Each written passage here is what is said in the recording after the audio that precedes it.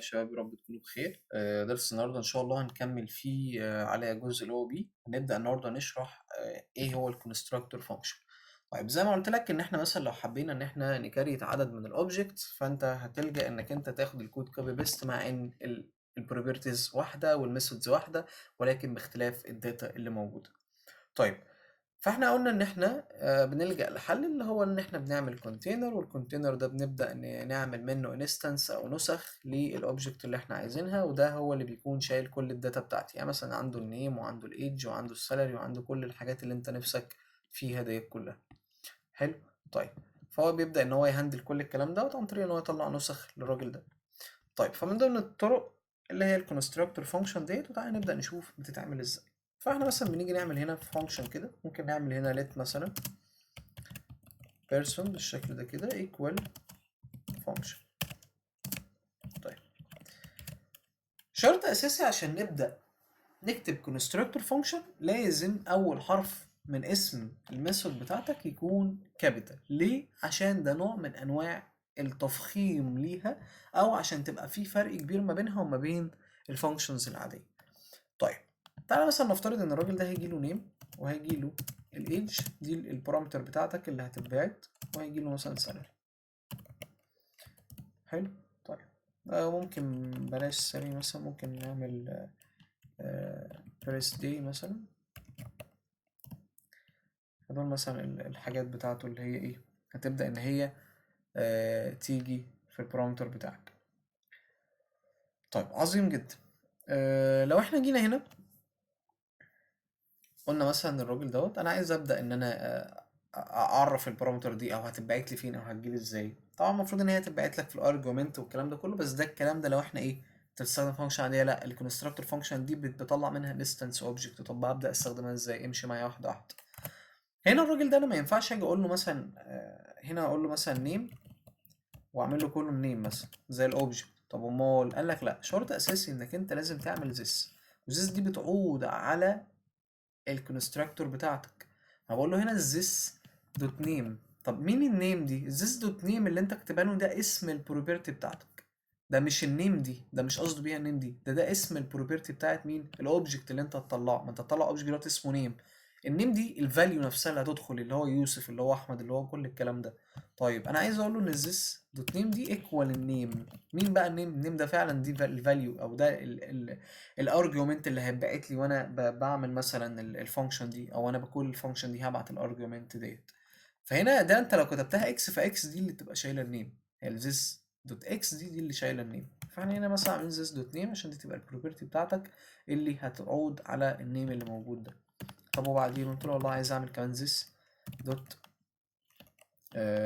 مثلا وليكن age اللي موجوده فوق equal مثلا age، ودي اللي هتجيلي من البارامتر. وعايز اعمل مثلا this دوت مثلا وليكن birthday equal البirthday اللي هتجيلي من فوق. مثلا ممكن نعمل هنا ميثود كده اسمها calc age. طيب، الكالك age دي عبارة عن ميثود، فاحنا قلنا ان احنا بنعمل ايه الاول، بنقول له this دوت calc age، ودي هتبقى عبارة عن ايه؟ قلنا عبارة عن function. الفانكشن دي ممكن مثلا نعمل ان هي بتريتيرن new date مثلا. حلو. طيب، الديت عندها حاجة اسمها get full year، ودي بتجيب لي السنة بتاعتنا، أو عايزين اللي هي الحالية اللي احنا فيها مثلا، وعايزين نطرح منها this دوت birthday دي، بحيث ان هي تجيب لك السنة بتاعتك بالظبط كام. طيب، فاحنا عايزين نبدأ ناخد انستنس من الراجل دوت. بنبدأ ناخد انستنس ازاي؟ باجي اعمل let مثلا وليكن اول بيرسون معايا اللي هو هيكون يوسف. شرط اساسي عشان ابدا اقول له ان انا عايز اخد انستنس، لازم استخدم الكي وورد اللي اسمها نيو ديت، بتعبر عن النسخه اللي هتجيلي من البيرسون اللي موجود فوق ديت. زي ما احنا كنا بنتعامل مع الاكس ام ال اتش تي بي ريكوست، لو تفتكر كنا بناخد منه انستنس عشان اقدر استفيد بالحاجه اللي موجوده جوه، او الميثودز اللي موجوده عنده جوه.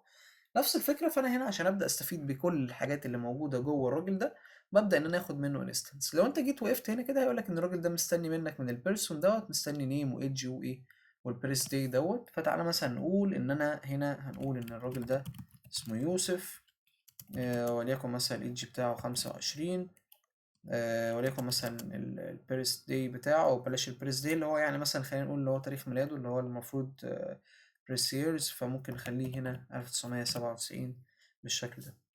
طيب دلوقتي احنا مثلا لو جينا عملنا كده console.log ليوسف ده كده ورحنا بصينا هناك، هتلاقي ان هو عمل لك object باسم يوسف وعنده الميثود اللي اسمها calc age بالشكل اللي انت شايفه ده. طيب تعالى نبدأ نشوف. لو انا جيت هنا رحت قلت له طب ما احنا ممكن نعمل حاجة حلوة قوي، هات لي كده يوسف وقول له دوت كالك ايدج ده كده. مش دي الميثود بتاعتك الكالك ايدج دي اللي المفروض هتريتيرن الكلام اللي انت بتقول عليه ده.